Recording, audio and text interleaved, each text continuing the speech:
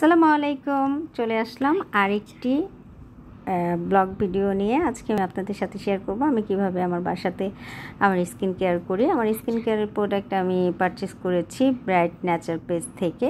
আপনাদেরকে আমি পেজের স্ক্রিনশটটা দেখিয়ে দিচ্ছি। আপনারা অবশ্যই চাইলে এই টাইপের প্রোডাক্টগুলো ব্রাইট নেচার পেজ থেকে নিতে পারেন।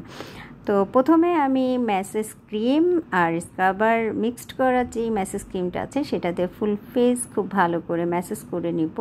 আর ম্যাসেজ করার সময় অবশ্যই মনে রাখতে হবে যে স্কিনে যখন আপনি ম্যাসেজ ক্রিমটা ব্যবহার করবেন তখন যেন ক্রিমটা ড্রাই না হয়ে যায়, সেজন্য একটু একটু অল্প অল্প পানি নিয়ে তারপর খুব ভালো করে ম্যাসেজ করে আমার ফুল ফেসকে আমি ক্লিন করে নেব।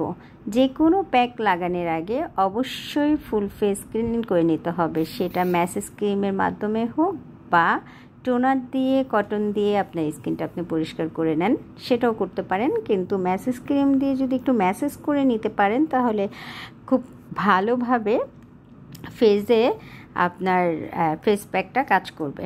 তারপরে আমি জেল দিয়ে নিচ্ছি।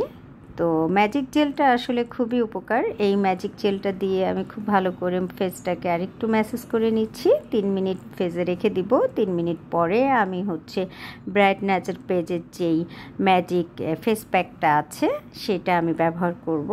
তো খুব ভালো করে আমি এটা পানি দিয়ে লিকুইড করে নিয়েছি।